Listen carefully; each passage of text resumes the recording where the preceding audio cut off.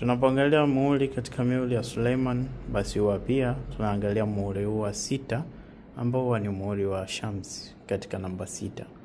Huu ni moja kati ya mihuri ya Suleiman ambao wenyewe kazi yake ilikuwa ni kumficha mtu ama kumfunga mtu katika macho ya watu, yani kutokuonekana.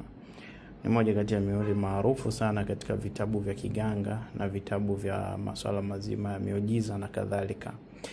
So nguvu ya muhuri mara nyingi huwa ni nguvu ambayo sio nzuri kwa mtu, yani kuweza kuitumia, yani mtu ambaye hastahiki, kwa sababu if you mess up with these kind of powers unaweza kujiletea matatizo mwenyewe.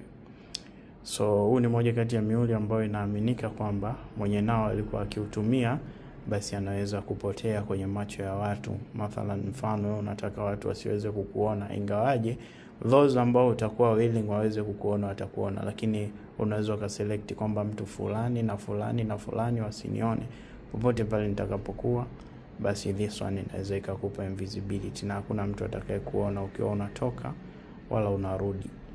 This is the one of the seal ambayo huwa si recommend kwa watu kuweza kuitumia, kwa sababu huwa inaleta kama hali ya mauzauza mtu anapokuwa nayo.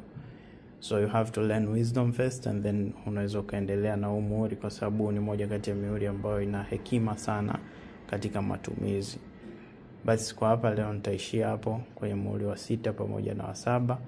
Baada ya hapo the coming days nitakuja kuonyesha mihuri mingine tofauti. So this one is one of the best mihuri. Kwa hivyo ukihitaji mihuri kama hii unaweza kuwasiliana nasi kwa kuweza kuipata, lakini wisdom yake na matumizi yake ni baina ya wewe na nafsi yako. Nami niko mbali na wewe ikiwa utatumia kwa namna yote tofauti.